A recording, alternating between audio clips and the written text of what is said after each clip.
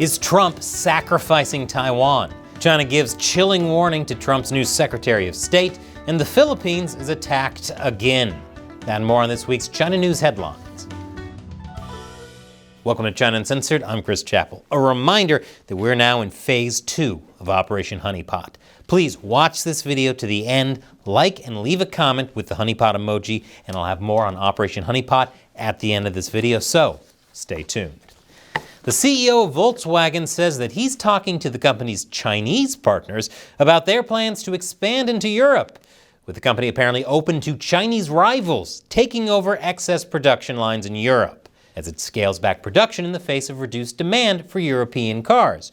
Reduced demand, which was caused by China flooding the European market with cheap, state-subsidized Chinese electric vehicles. Yes, Volkswagen is just that dumb. The European Union has fought back against the tide of Chinese EVs with tariffs, so this is win-win for China. Chinese companies get to skirt around tariffs by manufacturing in Europe, allowing them to keep selling cheap Chinese EVs and compete even harder against established German car brands, putting even more factories out of business, which they can then snatch up, just like they're snatching up unused VW factories right now. Did I say Volkswagen was dumb? I meant phenomenally, mind-bogglingly stupid. The Chinese Communist Party is in talks with the European Union to reach a deal over the EU's tariffs. Some European countries, including Germany, Hungary, and Spain, are opposed to the tariffs, at least in part. But if Chinese automakers can establish car factories in Europe, it basically won't matter how the talks turn out. But this is very sad to think Volkswagen, working with a totalitarian ethno-state that's waging genocide and threatening military invasion of its neighbors? That's a stain on the company's good history. Oh wait, never mind. China may be ramping up its undersea cable sabotage. China made a splash in December by severing Baltic Sea internet cables. Now, Newsweek has uncovered 2 Chinese patents for quickly and cost-effectively severing these cables. They say it's for if the cables need to be cut off in some emergency situations. Emergency situations like, oh no, Taiwan has access to the internet.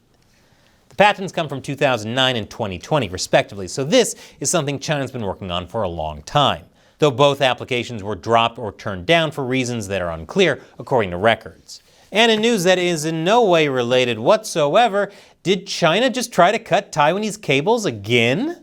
Early last Wednesday, authorities in Taipei said that 2 undersea cables linking Taiwan to the Matsu Islands near mainland China went offline. This comes after a different cable went dark earlier this month, which happened right after a Chinese ship crisscrossed the area.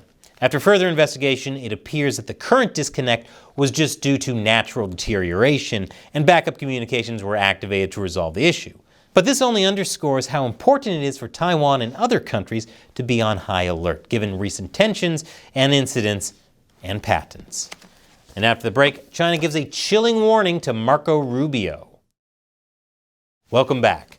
President Trump says that he would rather not put tariffs on China, but is maintaining the threat.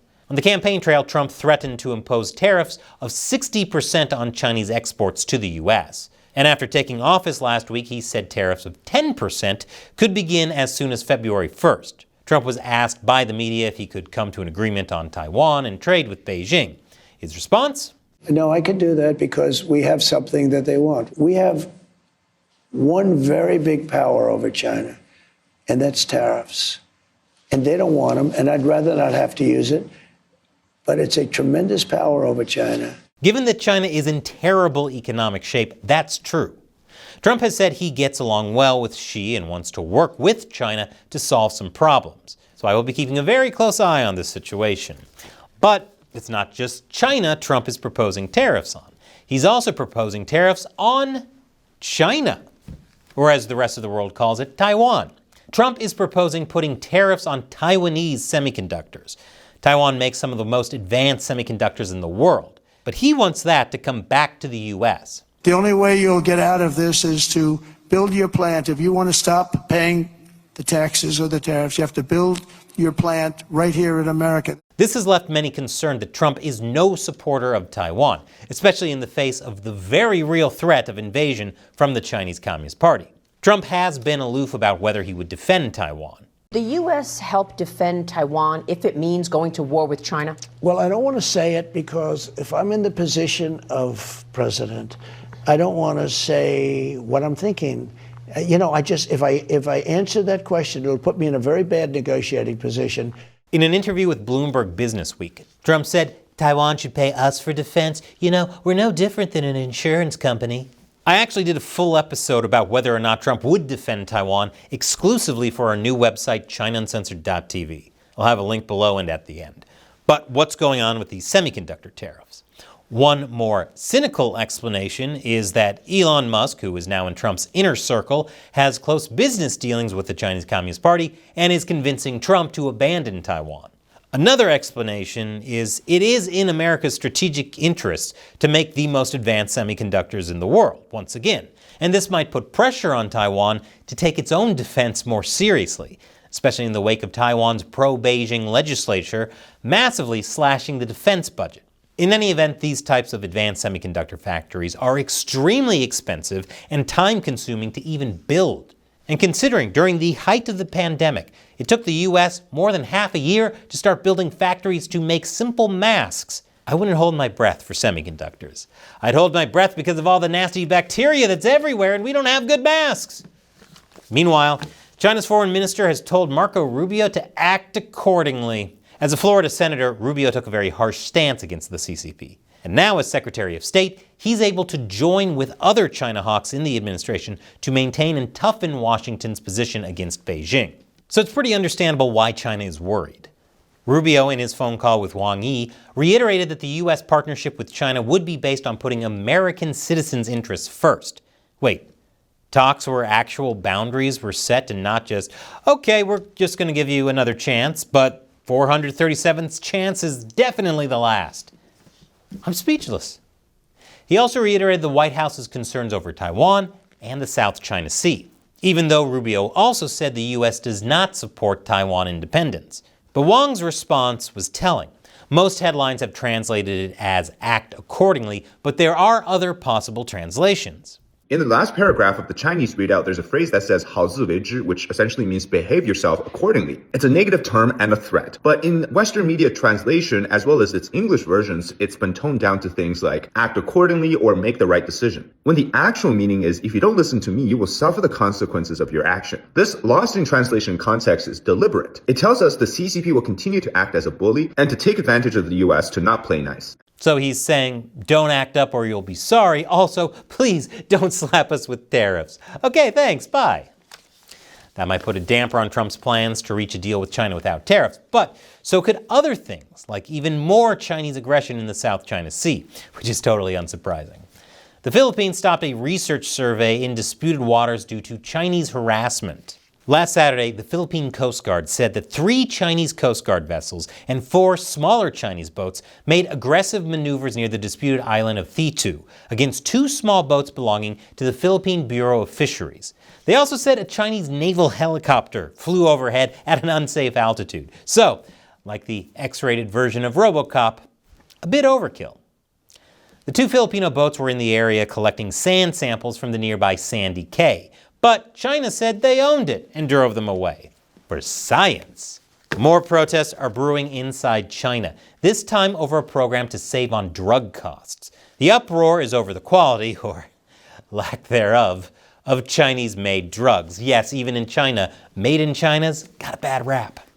Chinese officials have been working to improve the country's healthcare sector, especially given the rapidly aging population. One of the goals of that campaign, which started in 2018, is to lower drug costs. It's encouraged a lot of competition among producers and has largely lowered costs, but it also drove away some foreign pharmaceuticals.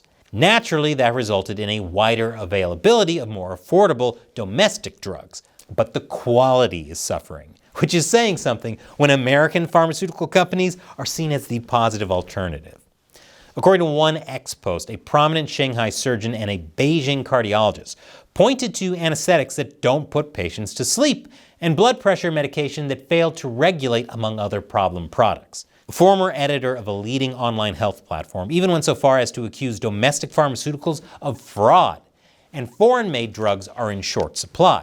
Li Xiang, a doctor from northeastern China, shared a story about how one of her family members needed an imported drug that was no longer available in public hospitals.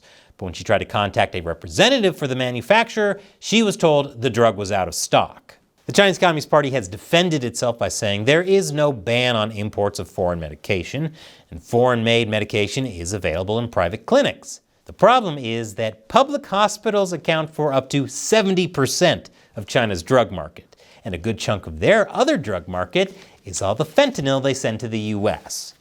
And an update on Operation Honeypot. You guys are blowing me away. If you haven't seen it, I released a special bonus episode yesterday where I talked about the results of YouTube's investigation into itself and took a fun little side trip to Xinjiang. Check that out if YouTube didn't recommend it to you for some reason. But speaking of notifications, some of you are actually seeing them again, like Rave. Thanks, Rave. And Jordan Prince. Thanks for the contribution, Jordan. Many of you also enjoyed my state-sponsored trip to China in that video. St. John of Gelato, I hope you have fun on your vacation. Tell the MSS I say hi. Maybe, please, I don't know what you mean. I wasn't giving the middle finger to anyone. I was just thanking YouTube for their kind guidance on what kind of videos I should make. And giggin' big, if I wanted more Chinese YouTube censorship, I would change the name of this channel to China Censored, or China Ceiling Design. And Thomas Johnson, of course you want to watch pro-CCP videos. We all want to watch those. Thanks, YouTube. So remember, we're in phase 2 of Operation Honeypot now, which means your mission is to click on any China Uncensored videos you see in your recommendations, watch my videos all the way to the end, and like and comment on them with a honeypot emoji. I'm sure YouTube loves all the engagement I'm getting. And don't forget to click here to see the website exclusive about whether Trump will defend Taiwan. Thanks for watching. I'm Chris Chappell. Let the honey flow.